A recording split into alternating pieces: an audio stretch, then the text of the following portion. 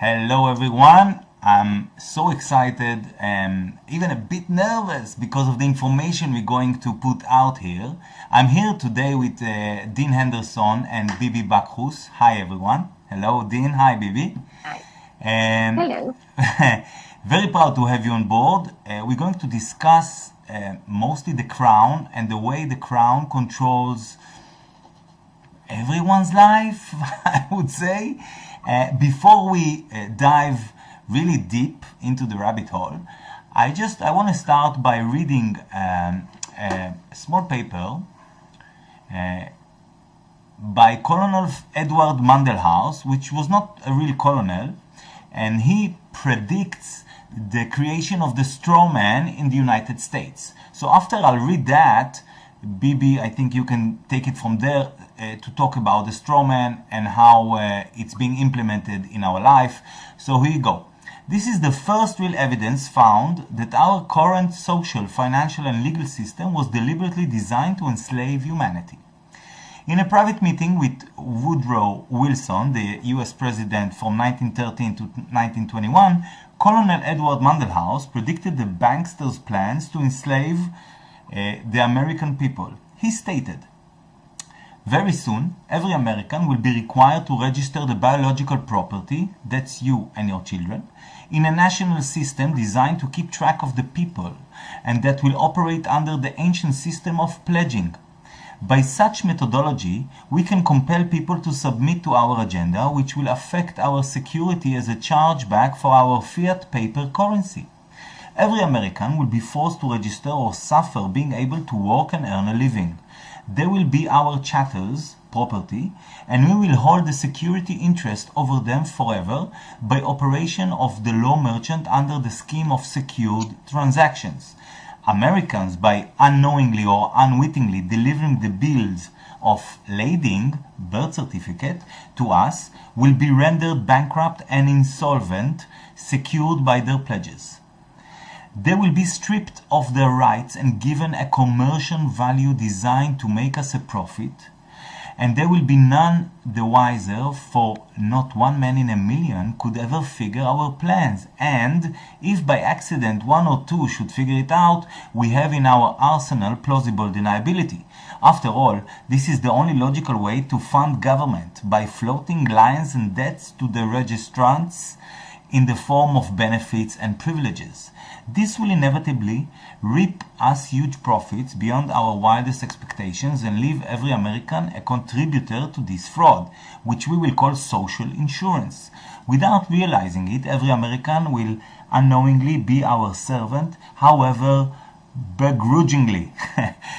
The people will become helpless and without any hope for their redemption, and we will employ the high office, presidency, of our dummy corporation, USA, to foment this plot against America." Colonel Edward Mandelhaus.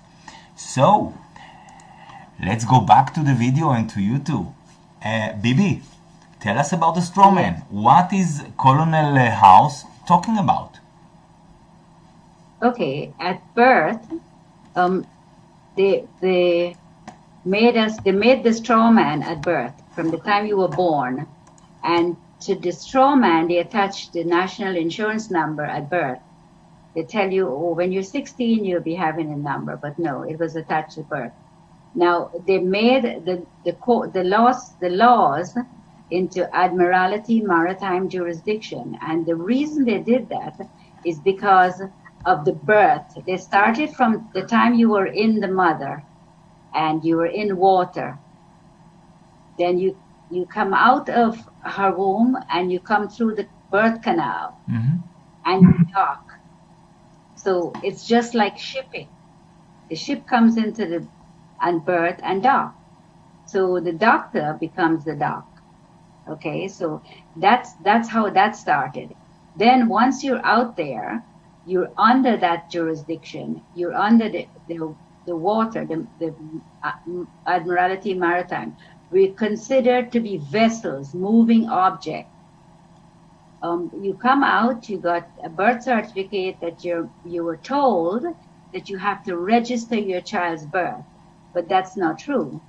The registration gives them access to the birth certificate to create the straw man. The straw man birth certificate and the one your mother has registered is completely different. I have a copy of the one that was made after the birth certificate was registered. And for them to do that, you have to register that birth certificate. If not, they're threatening you now that you can go to jail if you register your child's birth. Well, long ago, our great-great-grandparents used to put the names in Bibles. They never registered the birth. It was not necessary. Now, the one that they made, the straw man, has got a trust on it. It's called a CIS-TQV trust. Now, I have copy of birth certificate with that trust on it, and under there, the Queen signed off on it, so it can go into the trust. If it goes through the Crown, because her name is on there, which I saw her signature. This is your birth certificate? No, someone just sent it to me in the mail, and the Queen and it's signed off, and it goes to the Philippines. It's got the Philippines president's signature next to hers. So hang on. Let me get it straight. Let's say a baby is born through the birth canal to the doc. Yes. And he's then registered in capital letters, right? Yes. So he is now the straw man has been created by. Created, yes. All right. Now, you're saying that on this straw man, on this certificate, someone, I guess the Crown, is making millions, all right, of dollars, of euros, of whatever, or pounds, but making millions on this paper. Am I right? Billions, not billions. Millions. All right. Yes. Can you explain how this is being unfolded? Okay. Your birth certificate, when it's registered, it goes to the Department of Commerce. And they take the birth certificate and take it to the bank and borrow against it and use that money to do whatever they want to do. Then they put it up on the stock market as well under the national insurance number. But why? Okay, but I just stop you here because why are they given this money? Against the birth certificate, because they're guaranteeing that you will be there as their slave for the rest of your life, at least 50 years, or no, even beyond your grave. They still use that birth certificate. The number is used even after you die. If you close your bank account, that is still used under the straw man. The straw man is our problem. If we can restore a straw man to us, get it back from them, take it from them, then we're fine. And we can start accessing our own money. And basically, can we do it? Yes.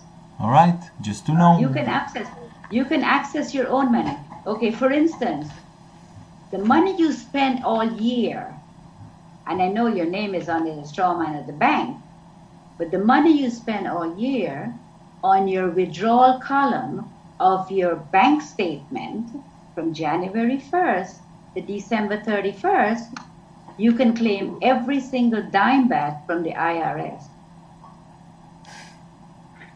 I have. And did you get it? Yes. Wow. Because they know, we don't know what the bank does. They use you, and they keep the money for 3 years, and then they report it to the IRS stating that it's abandoned funds, and they take it. The banks take it. And can it be done in any country, regardless of the language? Yes, of course. The IRS is worldwide. They're everywhere. They have accounts in every bank in the world. Internal Revenue Service. They cannot tax your labor. They use your straw man and they send you the paperwork before. Now they tell you to do it online. But they cannot tax your labor because there's no law that says your labor should be taxed. So what they did is they made your home a resident. And a resident is a place of business. So they can tax you. So basically it's all about words and definition of words, and tricking us into believing one definition, and at the same time they're using definition which actually comes from commercial definitions, right? I mean, yes, we're under commerce. Every single thing in your life is now commerce. It's contract law under the Uniform Commercial Code. And that's what we're under. We're not under no law. We're under de facto government, the United States as well. The UK, capital letters, is a corporation. The United Kingdom is a country. High case and lower case. And how about US? You mean my name? No, I mean America. Oh, America, okay. In America, you have two forms of government. You have the United States of America, according to the Constitution, written in all lowercase. The U for United States is written in a lowercase u. Now, United States of America is a corporation. USA, US. So when you say you're going to the United States, you're not. You're going to maybe the Republic of New York. You're going not to the state of New York. You're going to the Republic. The United States is located in the District of Columbia, and it's in their UCC book. So it's a corporation in the District of Columbia. It's the corporation, yes. So when you're going to court, how could you, if you live in Florida, Republic of Florida, how could you go to court against the United States of America? Because you're going under the state. You don't know. So people go in there under their flag laws. It's so corrupt, it's beyond mind-boggling. It is. Sorry. Sorry. How long does it go for? What do you mean, the straw man? Yes, the hoax. How long have we been tricked into this system? Hundreds of years, but recently, the past 100 years, it has come into our lives. It started to come gradually until 1954. It came on board here in America. You see, I don't call America America. I think it's British still. Sure. The Queen has 5 Commonwealth states there in America. Which are? Right. Sorry? You said the Queen? Yes. Yes. There's 5 Commonwealth. Virginia, the Commonwealth of Virginia, Philadelphia, Boston, Massachusetts, Kentucky, and there's another state that she owns. There's 5 of them. Oh, you said 5. Yes, I did. Yeah. Sorry. But she owns those. If America belongs to the Americans, why is she owning those states? Why? I want to go back to the crown. You're talking about the Queen and what she owns, and let's go. I want to talk for a minute about the City of London. I mean, this is, and also in previous talks with Dean, we spoke about the City of London and how so many things are controlled, I mean globally, from this little square mile. Square mile. Yes. And like in other places, I mean the City of London is not a part of London, it's not a part of England as far as I understand. Am I right? Yes. So how, I mean, if I try to combine what you come up with the talking about the legal system that controls our life, and Dean, you coming from the side of how I would say, the military-industrial complex that runs all the corporations, all the manufacturing, all the media, all the whatever we can think of, right? Except us, I would say, although it's all connected. But how it's all combined, I mean, the legal system and the military-industrial complex from the City of London, which, as far as I know, is also controlled by the Vatican or by the Jesuits. So if you can just clarify for me. Dean, I would. Well, yeah, the City of London is the crown. It really represents the crown, and there's a reason they call Britain the United Kingdom, because see, maritime law, as Bibi has laid out, is the key to it all. And maritime law used to be really important back in the medieval days, because I mean, even having a navy, that's a relatively recent development. You know, the Knights Templar was your first navy, and they worked for the Vatican, and then they had a war with the Vatican, and then they got kicked out, and they went to Scotland, up to Venice, and then to Scotland, and set up Freemasonry. But they still had the navy, and they went to the British Isles because it was an island, because it was separate from the mainland of Europe, and they could set up operations there and keep the hordes of humanity at bay, who they had enslaved for the past 8,000 years, from Samaria to Egypt to Rome to Venice to, you know, medieval Europe, and now today with this chattel system that Bibi describes as a straw man. And I would just say that the City of London is a modernization of the feudal structure. So you can't go around beheading people anymore openly. You can't go to the peasants and say, you know, we're going to take half your crop and the church is going to take the other third, and you'll get this much to eat for all your labor. You can't just do that openly anymore. So you have to design a legal system under British maritime law, law of the sea, that justifies your resource grab. And that's how it works. So we're basically being collateralized by the City of London. They get this money to work with. We're the collateral. Our labor is the collateral. So it's really no different than taking half our crop and giving a third to the church. I mean, it's just has this veneer of civility, let's say. So yeah, the City of London is the crown. It's where all of these bloodlines, as I understand them to be Nephilim bloodlines, not completely human, claiming to be royalty.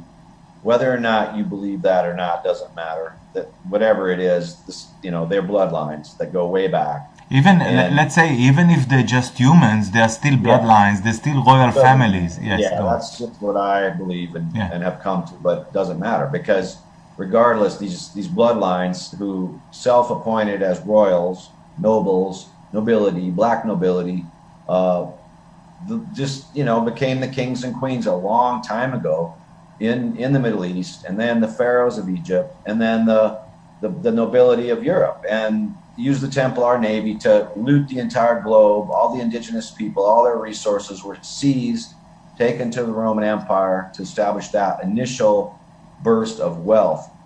And then that wealth has moved from Venice to the Hanseatic League, to the Dutch East India Company in Holland, and then to the British East India Company, which was the first corporation. Corporations are also an invention of the crown. You know, some people get to the point where they actually realize that corporations run everything. But that's very simplistic, because you have to understand that corporations, the idea of a corporation is just the crown hiding behind business dealings. In the same way that a birth certificate is the crown's way of usurping our individual sovereignty. See, they get to be sovereigns. They're sovereigns. They love to say and tell us how they're sovereigns, and they have their own coat of arms, and they don't really have a country. You notice these royals. They don't really have a country. They might live in Buckingham Palace in Britain, or they might live in the Habsburgs castles in Austria, or they might live in, you know, some castle, the Bourbons in Spain, you know, whatever. But they don't really have a country. They're sovereigns. And that's the way they've set this whole thing up. It's like a mercantilist model, where the only reason they set up nation states out of the feudal system that controlled Europe initially was basically to put those countries at war to get them into debt from the war by funding both sides, both the winners and the losers, determining who would win and lose so they could, plan their geopolitical scheme around that. And so they could set up, yes, this internal revenue service. Now, if it's the United States getting the taxes from all hardworking Americans, why wouldn't they call it the United States something or other? The United States Revenue Service, the United States Treasury. No, it's an internal revenue service. Internal of what? What is this internal of? So anyway, it's very interesting that Bibi says the IRS is everywhere, because it is, because all of the tax revenue, in other words, from all the nation states that they put together and allowed to come into being, all of that tax revenue is actually funneled, along with the innovation created by the inventors, the small business people in all of those countries, is funneled into the crown, is funneled into the city of London. And that's why you have this place where every single derivative is traded from, whether it's we're gonna make odds on where the hurricane's going to hit. Is it going to hit Virginia? Is it going to hit Florida? We make money on that. We make money shorting that, so where it doesn't hit, those people make money. And it's all just this gambling thing. But they can also determine outcomes. They can also influence the weather, because all these outcomes depend on weather manipulation. This is really their geopolitical hub, and this is why it's run by Freemasons, because this is where it all goes back to law of the sea, the Luciferian model of inverting reality, creating this reality that's against natural law, which this admiralty law, it's directly at odds with common law or natural law, which trumps it, by the way. And people have won court cases in America by knowing what Bibi knows and arguing that common law, biblical law, or natural law trumps commercial UCC code law or British Admiralty law, because we're human beings, actually, we're not commercial, and that has to be established. And so they've inverted that. And so all of this stuff is run from London. The banks vote, the biggest banks vote the most, which is really not democracy, it's feudalism. I mean, if you look at the city of London, it's openly operated as a feudalist system. It's the only place on earth that's like that. Now, as far as Vatican control, I don't really believe that. I think the city of London is way above everything. Right. And I think they infiltrate the Vatican through their Knights of Malta. There's also the Committee of 300, the Council of 33 that answer to the bloodlines directly. These are bloodlines. There's a priority of Zion. Zionism is not about Jews. Zionism is about the grafting of the human bloodline with the Nephilim bloodline. It's a movement to come out in the open eventually and show the world that how proud they are that they grafted onto the human blood and controlled it. It's like the whole history of humanity for 8,000 years. We've been herded like cattle, and we were herded into nation-state pens for a while with presidents and governors and municipal mayors. They were the sheepdogs that kept us in line and did the bidding of the crown. And now we're being feuded into a one world system where they no longer need the revenue, I think, from the wars. They've got enough. How much money do you need to pilfer from all this fakery? So trillions of dollars. They don't really need the revenue from warfare. So now it's more just a ritual sacrifice situation for them to keep the bad energy flowing. So now they're just going to go one world government, Jerusalem as its capital, City of London as the economic base, Bank of International Settlements as the repository, as being the central bank for all central bankers, including the Federal Reserve, which the quote you read from Colonel Edward Mandell House, one of the architects of the Federal Reserve, working with the Rothschilds and the Warburgs, and Woodrow Wilson being their pawn in that scheme. Same year, by the way, 1913, federal income tax in this country passed, 16th Amendment, never ratified by Congress, which offloaded the tax liability from the East India companies of the world, the Standard Oils of the world, the Rockefeller, Rothschild, Aldobrandini, Habsburg entities of the world, onto, up until that time, the United States had been funded by tariffs against those companies who were bringing in their products to America to sell them to us. So then at that point, you take that tariff and all the tariffs went away, and the income tax comes in. The middle class begins to be taxed, and that's the beginning of the collateralization of the individual. Then in 1933, FDR declares bankruptcy and calls in the gold, creates the Social Security system, which Bibi talks about as the national insurance system. You get your Social Security number, is assigned from birth. People don't realize, it's not some free gift that FDR, the great liberal, gave us. I mean, he was a 33rd degree Mason. He was an elitist. He had to make an appearance of giving things away because there was a revolution going on in this country with the Wobblies and Eugene Debs and the socialists at that time being very, very strong and threatening the ruling class in a way that they've never been threatened since, and probably never will be threatened again like that because of the concentration. So FDR calls in the gold, creates the Social Security system. People pay into that. It's not some gift that you get from the government. It's just you're paying into it, and the money that they're making on the interest on what you're paying in is a lot of how they make the money off of your birth certificate, which Bibi's talking about. So that scam furthered the control of the bankers, furthered the enrichment of the crown. Then come in the we get Reagan in the 80s. He goes privatization crazy with Thatcher. This, again, is another huge opening for the crown because the crown operates on a mercantilist privatization model where instead of having a government in this country of the people that's elected, small u, we now have a government that's controlled by contractors. So whether it's the military and Halliburton and Blackwater or whether it's the FCC with Serco, the Commerce Department, or whether it's Crown Castle contracting to put all these cell towers up, another Crown agent corporation, or whatever it is, these contractors come in, and a lot of them are Crown agents directly owned by the Crown, and they can get their talents, again, further and further into the American democracy, small u United States. Not to mention what Bibi talks about, the Commonwealth of Virginia with DC being there already controlled by these people.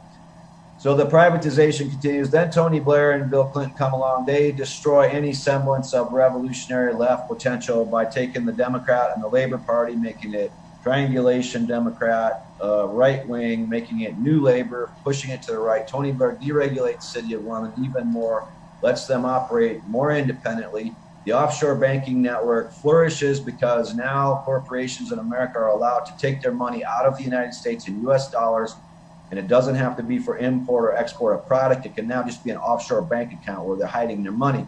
That explodes into trillions of dollars in offshore assets, all controlled by the City of London Corporation, the 1 square mile, Bahamas, Cayman Islands, Bermuda, Panama, Jersey, Isle of Man, all of that controlled by the City of London, all the derivatives traded there, which is what's put the banking system on the precipice of a total collapse is the derivatives. And yeah, they have Bank of England controls these numbered accounts and these offshore havens through corporations which are owned by the Crown.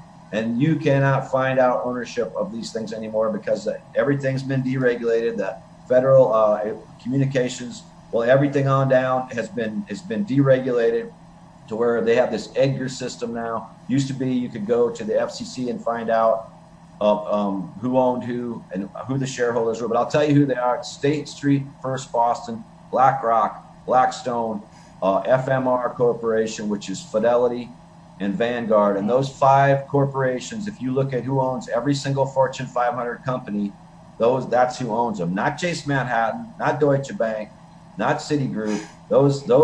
These are just banks. These entities that I'm talking about are the Crown holdings. And if you dig deep enough, you'll find out that that Crown literally controls every corporation in the world. I mean, we are just scratching the surface. Yeah. We are just scratching the surface here. Yeah. So, yeah.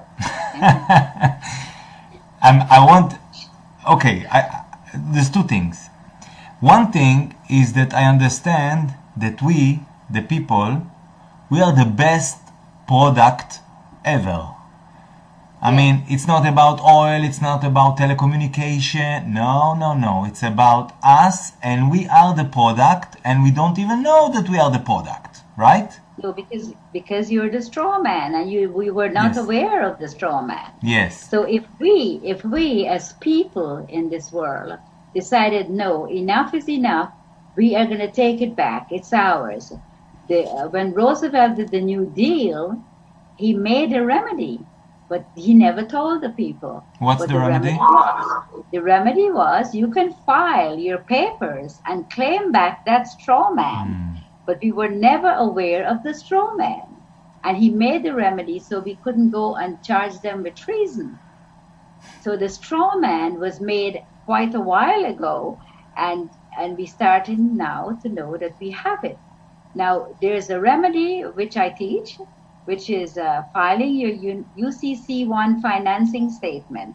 Because we are under the UCC, we're not under any lawful law, we're under legal. We're under de facto governments and de facto courts, not de jure. So now we have color of law, color of everything. The Queen pays the Secretary of the Treasury in America. His paycheck comes from the Queen. Yeah, and they are in Puerto Rico because the IRS is in Puerto Rico. Because when I was writing, when I was in Connecticut and was writing to the IRS, it had to go to Puerto Rico. And from Puerto Rico, the money goes to the Philippines and then to the UBS. Transferred. And the Queen signs, I know she signs on the birth certificate with the CIS-DQV trust on it. And at the top of the birth certificate is written there, CIS-DQV trust. And then she signs off on it. It says the Queen signed off on it. And then it goes to the Philippine president signs on it. So all the money, the Queen, the Crown is responsible for everything that happens to us. Now, all the money that they took from the straw man makes all these technologies. It all belongs to the people. Now, people is a corporation too. Individual is a corporation. See, this is how they make it. They make it, okay, you're an individual, so they can use you to do other things. They call you people. They call you human being. But according to the Ballantyne's dictionary, a human being is lower than an animal.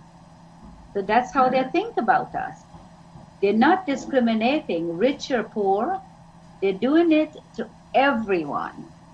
And it's just, as Dean said, it's a certain amount of people that get together and form themselves different corporations or different entities, and they do it to us. So don't look at the local bank, because they are the ones who is helping, which is the employees there don't have a clue. Right? They don't have a clue what's going on.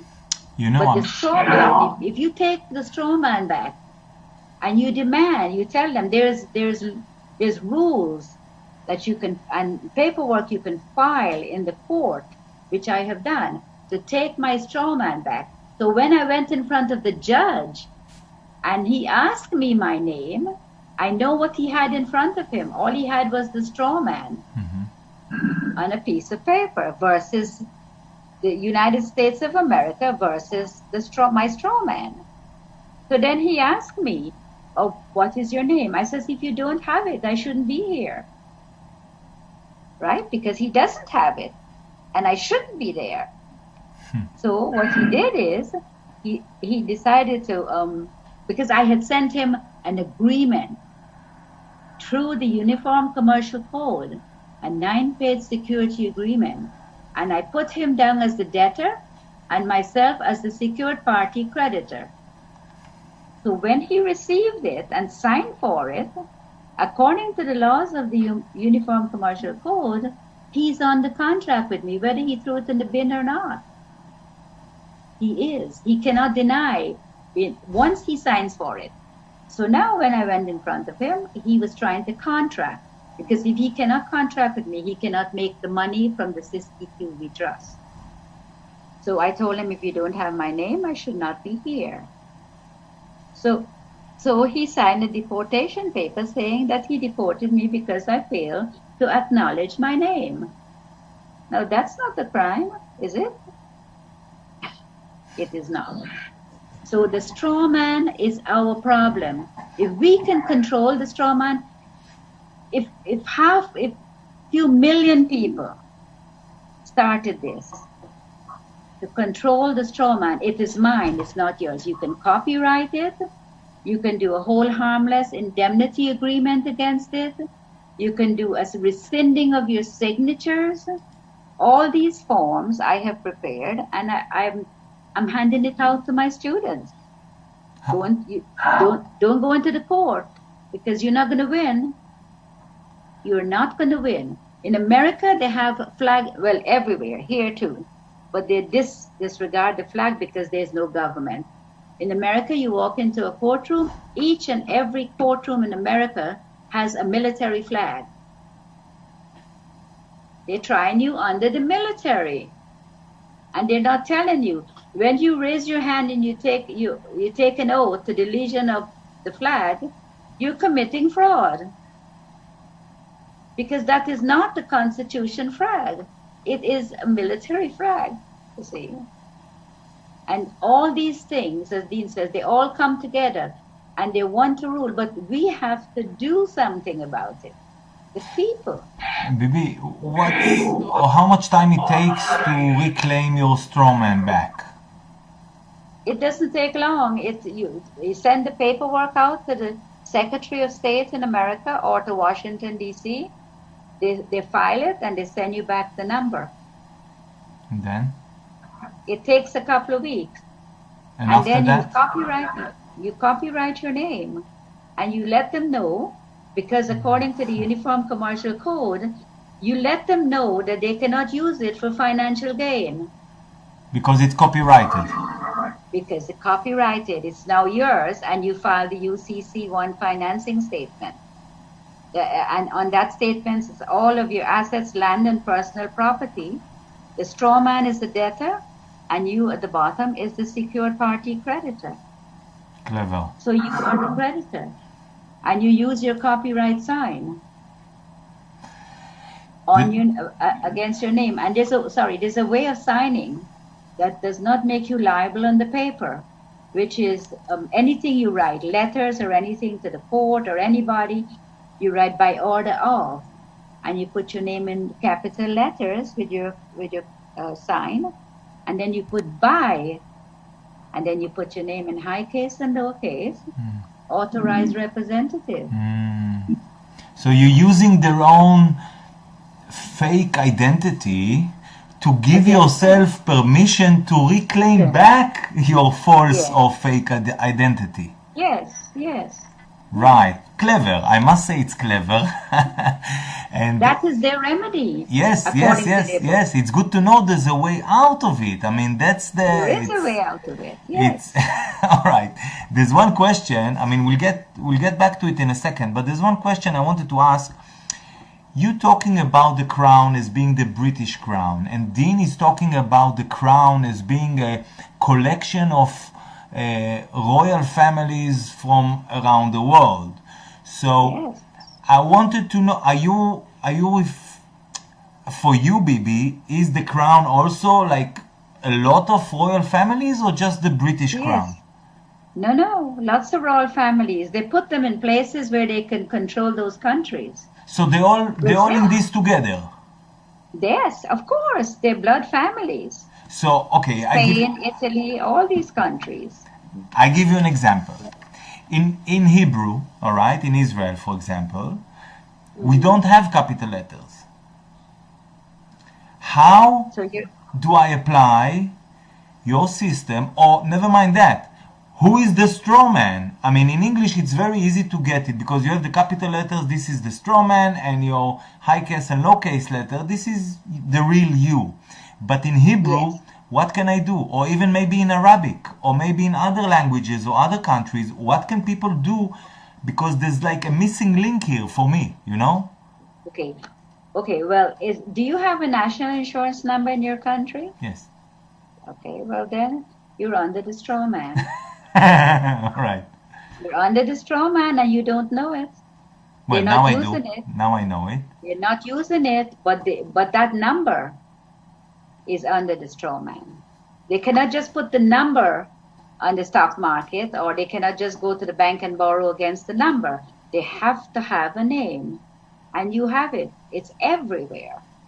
So my name plus the number, even if I don't have a capital letter name, but my name plus the number is the straw man? No. No. The straw man is there, hidden behind your number, because your name is written in high case and lowercase. They cannot use that. That is not fiction. You see, they're corporations, and corporations have to interact with corporation. They cannot interact with real people. Yes. Isn't that so? Yes, Okay. So they have to make you into a corporation without you knowing.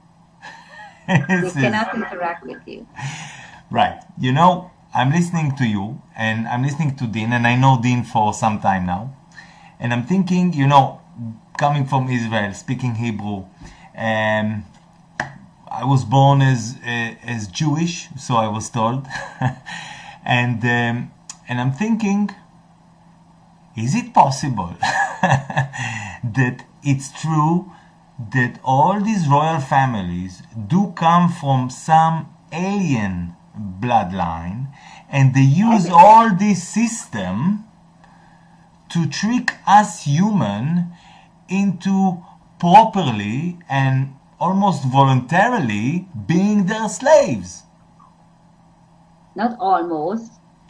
We are their slaves. Now, I believe in the alien ancestry, because I feel that they came here and we were here, and they made us do all the hard work to mine their gold. Yeah. Oh, by the way, we have a lot of gold belong to us too. Yeah. You're worth your weight in gold when you're born. Yeah, I heard you saying this on another interview, and I was like, wow. And I told my wife is here, she's sitting next to me and listening to you, you know. And I told my wife about, you know, if I was weighing like 3 kg or pound or whatever, yeah. So that's my weight in gold. I have it somewhere in a, right? Like equivalent to a bond. Whatever you weigh. But they came here to mine gold, the aliens. So hang on, because you don't come from this world. I mean, I've listened to your life story, and you were a normal businessman running a family and a successful business until one day, you know, the IRS came and a policeman saying you were laundering money of a drug dealer or whatever, and they put you in jail, and you were there in prison, which is also a profitable business, prison.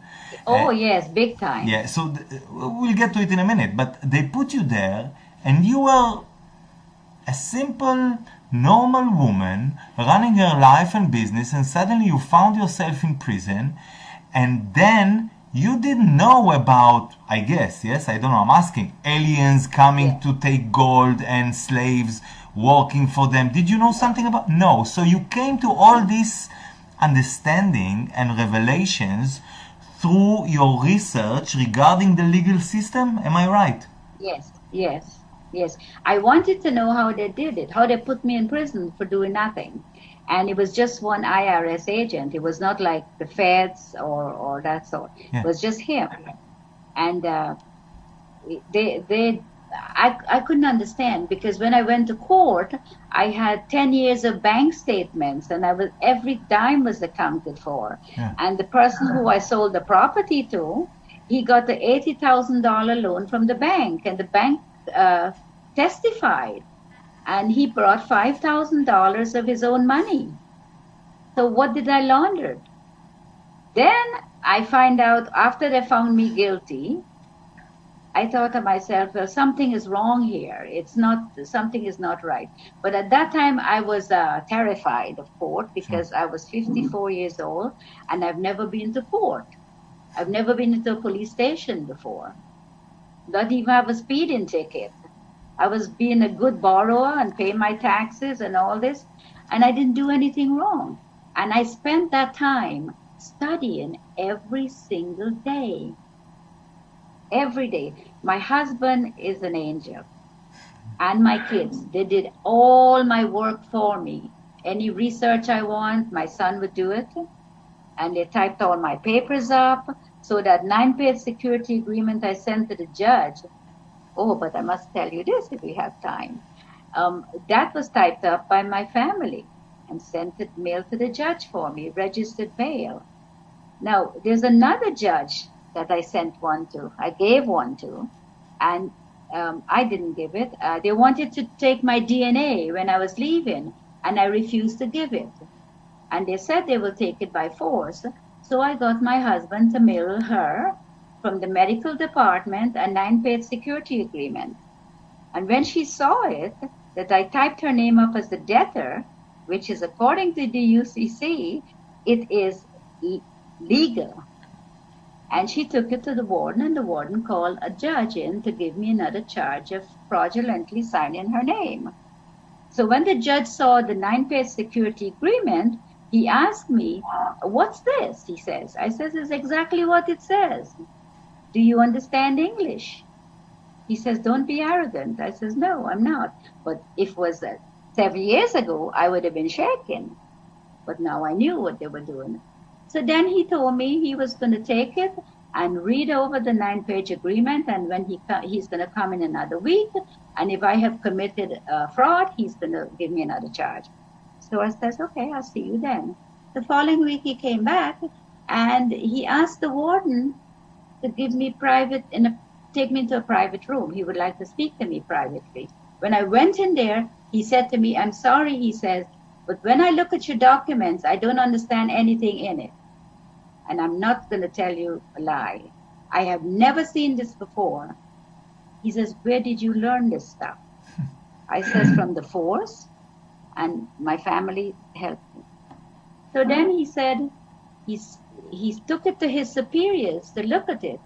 And when they look at it, they says to tell me that I haven't done anything wrong and that I'm on the right path and I must carry on. And he shook my hand and gave me a letter. Wow. So that's what I'm saying. Once you know, they know when you know and when you don't know. And so, and we walked out together, and everybody was surprised. They're thinking, "Well, why isn't she being locked up?" But you see, what happens is, with the security agreement to them, when you send it to them, you type their name up as debtor, and underneath you put debtor in all block letters. And that is according to the Uniform Commercial Code. I studied that book for 7 years.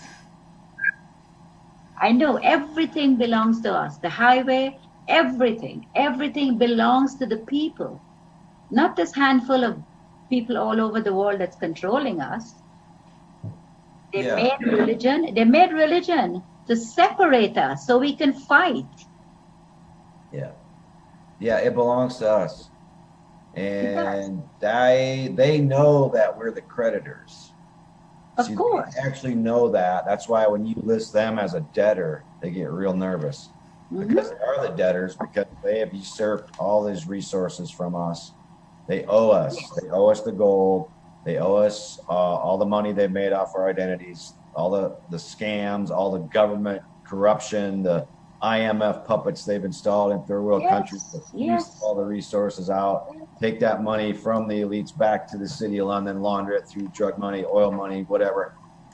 They owe us. We're the creditors, and this is why they're itching for either World War III right now, or they're itching for a 5G extermination of most of humanity, because we're the creditors.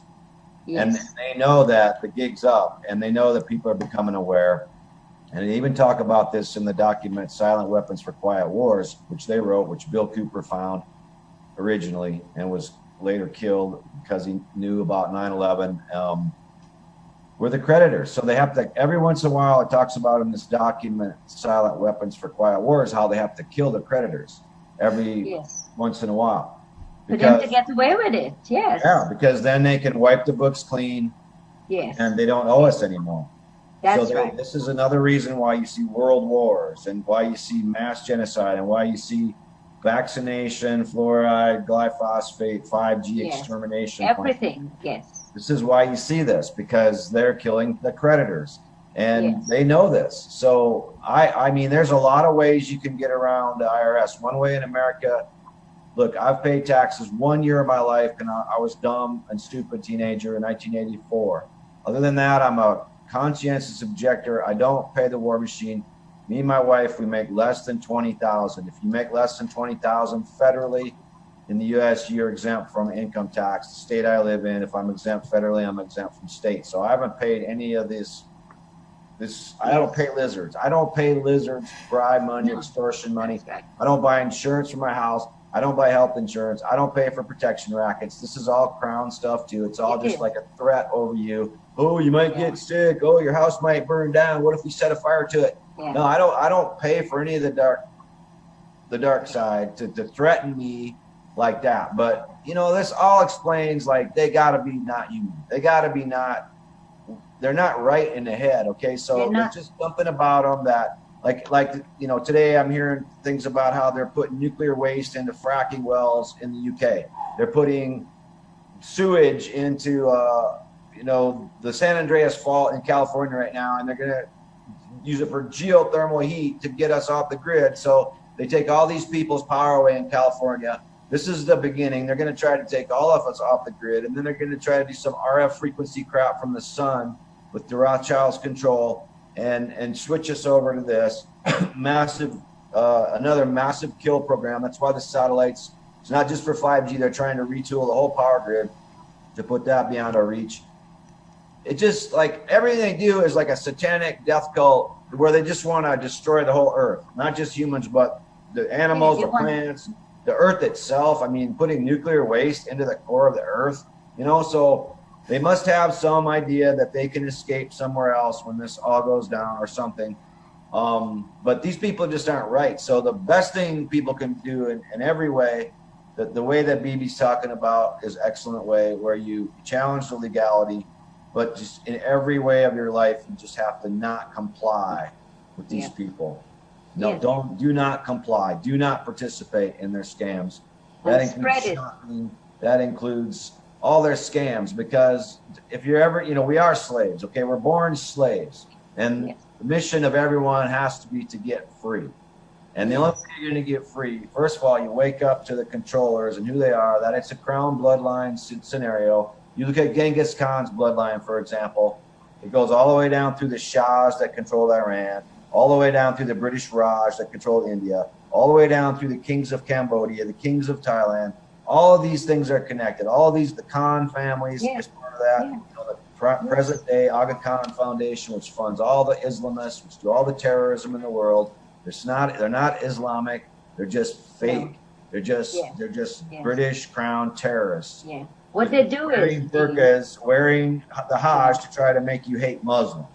Just like they use certain Jews as Hofjuden, as court Jews, like the Anti-Defamation League in this country, to make you hate Jews. But these are just shields for the crown. And they whack people down if they criticize, you know, Zionist or say, oh, the Mossad did that. And they whack people down if you say, oh, the Muslim Brotherhood did that, because they don't want you getting any further. They don't want you to get past these initial sheepdogs and into the big arena where the crown and the Rothschilds, and notice how they never take any criticism hardly from anybody.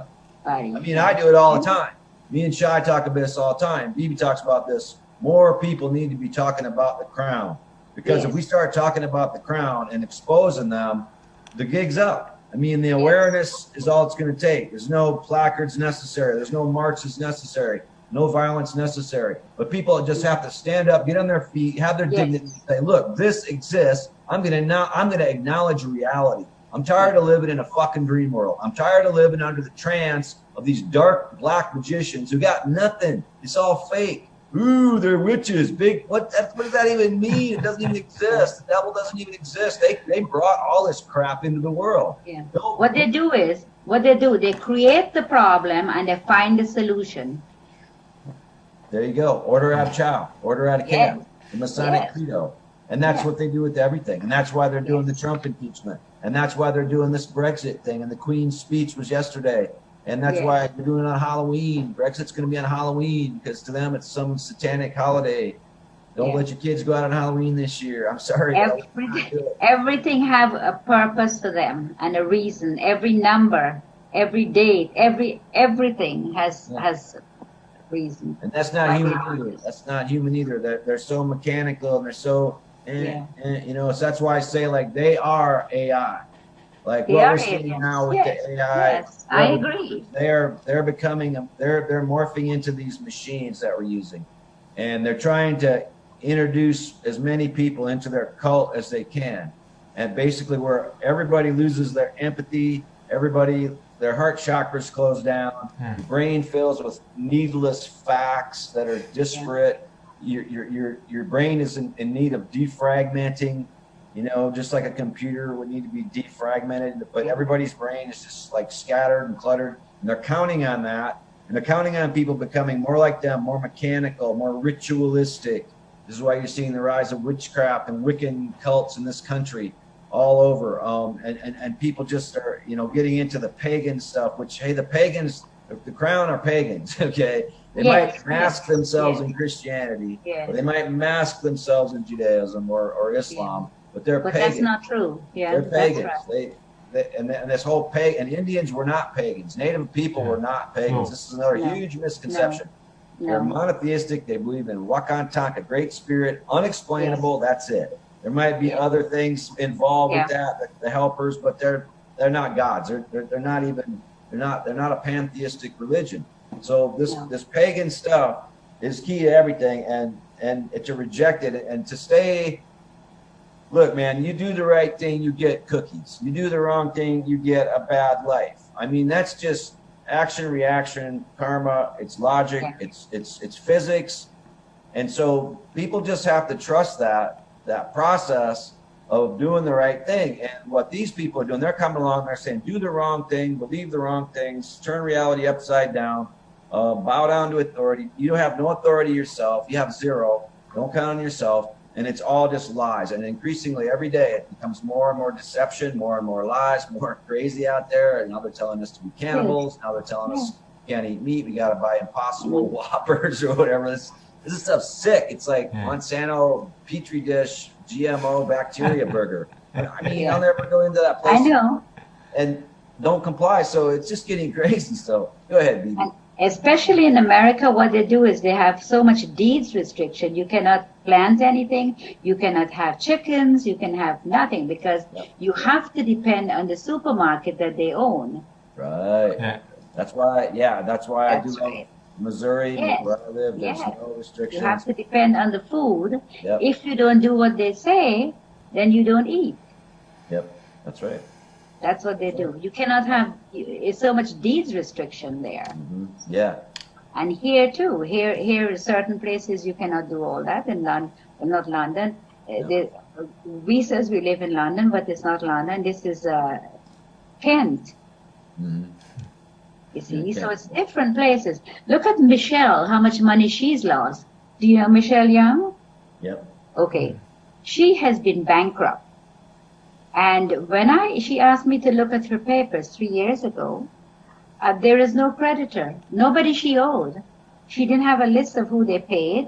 She doesn't know where the money went, £4 billion. And they told her that she's bankrupt, put her out of her home, took everything away from her without no explanation. Her late husband had £3 million in Coutts Bank that belonged to the Queen, the Coutts Bank. I wrote to the bank for her, and the bank said that it's client bank privilege, and they was well aware that her husband died. So when I wrote to the bank and they said that, so I wrote them back and asked them, shall we dig him up and ask his permission? Because how could it be client and they know he died? So that's their excuse for not telling her what they've done with her £3 million.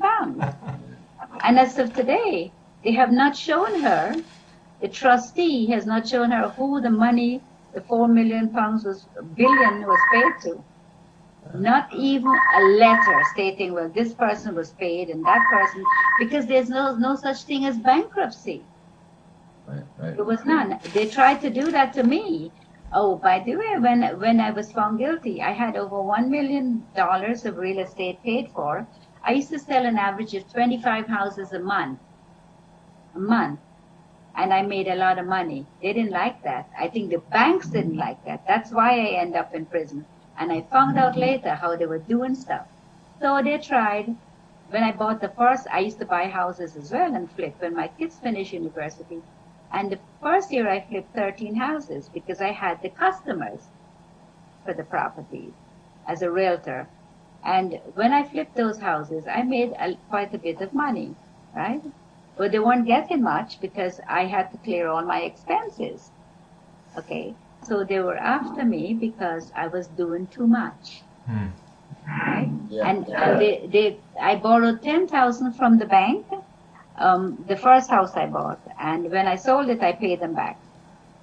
When I went into prison, they didn't take anything from me. I had all my properties. I had money in the bank. I had mutual funds. Now, if you laundered money, they will take it. They will take everything from you. I had my bank account open, everything. Now, I had no restitution and no, probation. None whatsoever. Now, that's quite amazing, isn't it? Yeah, it says something about them. It does. It does. It says that, well, hey, you didn't do anything, but we want you out of the way anyway. Yeah. You know, they hurt my family. I have 2 lovely kids and a very loving husband, and they hurt my family and myself. And I'm not going to let them. I filed a lawsuit against the United States in The Hague, the corporation. Yeah. Good. Yes, and they wrote me back, the prosecutor, and he told me that it has to be under the Rome Statute for me to file it there. So I wrote him back and asked him, what has Rome got to do with this? Anyway, I asked him what the Rome Statute was, and I came under all 3. Because this says crimes against humanity, human trafficking, and crimes under the military. So I told him, yes, I was tried under the military, and I'm a non-military member, and they're committing all this fraud. So I'm still waiting. Well, this is when they really go after you. You know, I often say, you know, like if you're researching this conspiracy stuff, and let's say you find out, oh, the CIA is running drugs. Well, they might tap your phone and they might tap your email conversations. Okay, then you find out the Mossad or the House of Saud, or they're involved somehow. Then it gets a little more serious because these are crown contractors. And, again, we got the Hofjude and you got the Aga Khan Foundation protecting the crown. And they'll get more serious. So people that criticize, Zionism or policy or whatever, they'll oh, you're an anti-Semite, and then they'll maybe, they'll sanction your accounts on the internet. They'll knock you off of Facebook. They'll censor your Twitter. You start realizing and talking about the British MI6 and the British Crown and the Crown in general, the bloodlines. Then they'll try to kill you. Then they'll try to shut you down. There was a group called the Freemen in Montana that was all about what Bibi's talking about, claiming to be sovereign freemen, claiming that, the whole tax structure was controlled by the crown. They went after those people militarily in eastern Montana back, you might remember, in the 1990s, and just, killed a bunch of them, decimated them. This is a lot of what Waco was about. This is a lot of what Ruby Ridge was about in Idaho with Randy Weaver. Yes. This is about the Montana militia, Western Montana. I used to work with those guys. That's what they were about. If you start talking about the crown, and if you start realizing that this silent British Empire never died, and that it itself is just a continuation of the Sumerian Empire, the Egyptian Pharaoh Empire, the Holy Roman Empire, and now it's the City of London Crown Empire. It's the British Empire. It's never died. It's just gotten really quiet and contracts on the ground. Yes. And controls people this way. If you start talking this way, this is when they come for you. They've tried to kill me twice, unsuccessful both times. I'm not too worried about it at all. I have no fear of these people.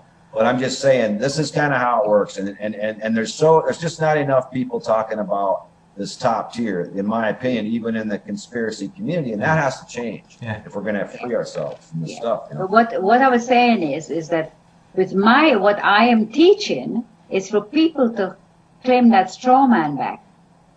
The more people, the better, because it can spread. Because if you know all about it, then you will know how to handle the court system, how to handle your letters, how to handle everything that comes your way, how to handle it. Now, it's very simple, some of the things, like the poor people here, and some of my students, they have big water bills, big light bills, the only thing you're paying for is the meter. Electricity belongs to you. The water belongs to you. So the meter is theirs, and that's what you pay. So I tell them, here, get your own meter. Yeah, there you go. Put your own meter in. You don't have to pay anything. But how can you do that? I mean, you're not allowed to replace the meter. Who said so? Good question. Yeah. Who said Yeah, that? don't you have to sign when they bring the smart meters? Don't you have to sign No, something? I told them I don't want smart meter. Exactly, so don't sign it. No. But I mean, the meter, say if you have a meter before the smart meter, for your water or your gas or your electric, there's companies now here in England that sells the meters. Yeah. And they come and they put it in for you. And then you write to the companies and says, I no longer require your services. Very simple letter. You stop the contract, basically. That's right. I no longer require your services. You don't have to tell them anything else. Yeah. Because it belongs to us. When you get a parking ticket, who did you hurt when you get it? Nobody. Who you paying this money to? There you go. The road belongs to you. Who gave them the authority to put parking meters? Right. Do you understand? Yes. Yes. The highway is yours. Listen, I'm very happy I put both of you on the same screen. You know, for me, it's excellent. I guess also for the viewers, I hope so.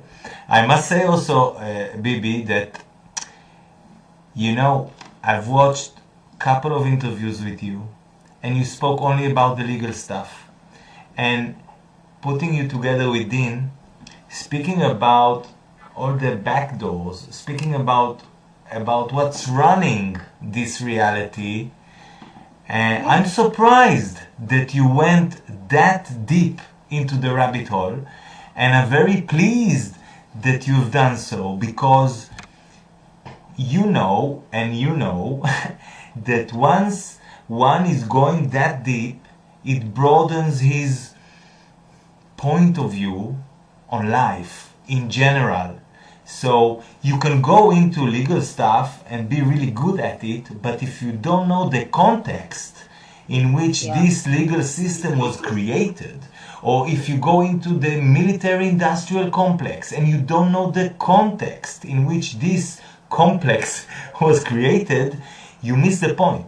And I think both of you are actually nailing it down beautifully. Each one of you is doing it from his own angle, which is crucial and very important for everyone who is alive right now, and obviously for future generations. Us. Yes. And for the people who supports them, who makes the money, the creditors. When I write letters, I always put myself down as a creditor and them as debtor. Always. But how you do it? I mean, it's something that you choose to do? I mean, how you do it? No, it's what we're supposed to do. Because when you're writing a letter, they put themselves down on the right-hand side of the letter, most times. Right. But I put myself on the right-hand side of the letter, my name, high case and low case, with my copyright sign, and then I put creditor. And on the left-hand side, I call them the debtor. So you just decide to write it in that way, which makes a statement. That is how it's supposed to be written. Right. Yes. Right. It is supposed to be written. Lots of lawyers are saying when they get letters from some of my students, I do not understand what this is saying. But I must tell you, when I came here from America, I applied for my Social Security, and they gave me the first year. Then they wrote to me and says, how would you like the second year? Would you like it weekly or in a lump sum? I said in a lump sum.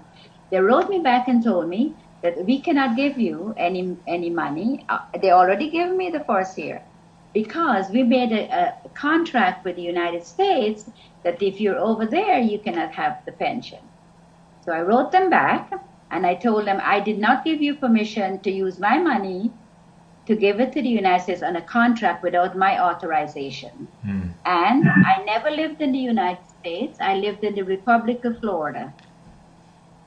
So it was like a 2-page letter. I sent it back to them and I says, I demand that you send me the money that is mine. They sent me a letter saying they do not understand what I'm saying. And they're sending it to the U.S. Embassy in London to look at my letters. And then like 7 days later, someone dropped an envelope in my mailbox around 7 at night, just with my name on it. And when I thought, it must be junk mail. So I picked it up, opened it, and there was my check. Wow. I didn't hear back from them at all. Wow. Just under the radar, not on an official paper, nothing? No, nothing. Just the check in the envelope from my pension. Cheeky. So they took it. Yeah, they took it to the U.S. Embassy, and they must have said, "Just give her money and get rid of her."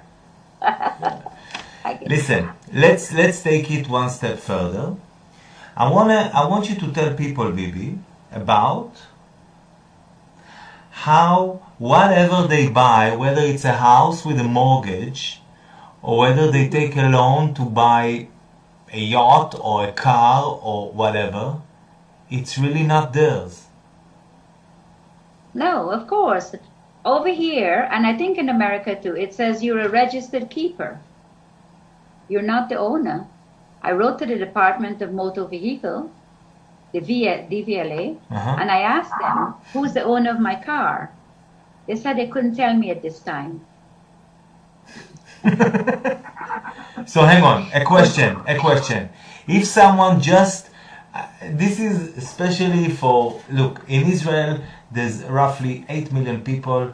I don't know how many adults who took mortgages, but I do know that people nowadays, they need to pay about 30 years of their life each month, each month to pay a mortgage to the bank, and then they know that the house is theirs. Is it really theirs after finishing paying the mortgage? No, it's not. You're just a mere user because you have to pay taxes every year on the property. You do not own the land. You only own the brick that's sitting on it. The land is owned by the Crown Corporation. So what you do is, to own the land, you have to get an allodial title. I teach that to my class. And it has a formula how to get your title. And you registered it, and you put it in the courthouse, and you put it in the newspapers, and the land is yours. And it costs you money, the land, or you just... No, it doesn't cost you anything to do it. No, it's just the formula how to do it. And then you own the house and the land. And the land, yes. It's called allodial title. I know the Jews do it. No, I don't know about it. I've seen on your video that you speak about it, but hang on. So if someone just got a house and finished paying his mortgage, and in his mortgage he paid for the house, that's what he thought, right? He paid for the house and the land. Actually, he paid only for the house because he cannot own the land, right? No. But I had this, one of my students, the council here has been telling them they have to pay the taxes because they don't own the land. They don't own the land. She owns the house, but she don't own the land. So I wrote and told them to come and take their land and leave her house. I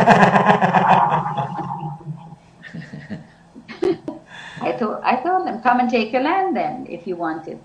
Are you a lawyer now, Bibi? No, I don't want to be a lawyer. They tell lies. Yes. British Accredited Regency, the Bar Association. Yes, that's right. I have my book will be coming out soon, and I'll be sending you guys a copy each. Excellent. Listen, guys, it's. Do you have something for closure? I mean, we can go on like this forever, more or less. But maybe we should do another talk in the future, but I just want a few words from you, like to wrap it up, you know. Yeah, interdisciplinary education. So it's good. So thanks for having me, Shai, and Bibi. I learned a lot from what you had to say. And really me great. too, I think it's yeah. great to hear your legal background of the legal corruption, and trying to combine it with the economic corruption that I am aware of, and like I say, interdisciplinary education. I hope that this is how we mesh reality, we stitch reality back together, the same reality that they have fragmented apart through their royal society to try to confuse us and keep us off balance, because reality is a whole, and it's pretty simple. And so again, thanks for having me, and let's do it again sometime soon, Shai. Yeah. Okay, Dean, thank you. Nice meeting you. Okay. And you too. Yes, thank you. And Dean, it's always a pleasure to have you on board, obviously. And Bibi, that's the first one, and I hope it's not the last one. And I want to thank you both, because, as I said before, you both of you are spot on, and no wonder why this happens, this conversation. And I want to take this opportunity. First of all, please send me links to your website or to your book or to your presentation or what you have, Bibi. I mean, I have Dean's, but if you can send me links so I can put them on the YouTube. And also, I want to take this opportunity just to tell the audience that on one side, we live in a mad, really bizarre time. And at the same time, there's many opportunities now to grow. There's many opportunities now to break free from the real prison, the consciousness and the law and all these systems they build for us to think that we are free, and we are actually just enslaving ourselves and our children. So I just want to take this opportunity to ask the audience to jump in the water. Don't think too much. Do. Listen, there's like experts, and Bibi and Dean are not the only ones speaking about these subjects and the pyramid of control, or whatever you name it, the new world order. It doesn't matter now how we call it, but obviously you are not the only ones to do that. And I'm asking the millions and billions of people around the world, it's time to do, not to speak, not to learn about, although it's necessary. Obviously, it's necessary. It's time to wake up. Yes, it's time to wake up and do, and follow other footsteps of people like you, who show the path, who has done the research, whether voluntarily or whether, like happened to you, Bibi, you didn't plan it, but see where you are now. I mean, you are in a full wakeful state, and I think it's beautiful to see and to learn from you. So I think people should just follow what you're saying, follow what you have to give, as well as obviously Dean's books, which he explores a lot of the stuff that is been going on in this world for many, many years. And I just want to encourage people and to empower people to do for their own good. And dump all these mobile technologies, because it ruins our life, really. It messes your brain up. Really. It does. It's one really of the worst time. things. One of the worst things to have. Yes, I think so. And I think people are waking up. I'm going to leave you guys with this. I think people are waking up. I think the earth is spinning faster, and we are waking up. Okay. Amen to that. The energy is coming to us, and we will wake up, and we will win. Amen to that. Thank you very much. God bless. The real God. Good night. Guys, take care. Night, Cheers. Bye-bye. Good night. Bye. Take care. Bye. Shalom. Shalom.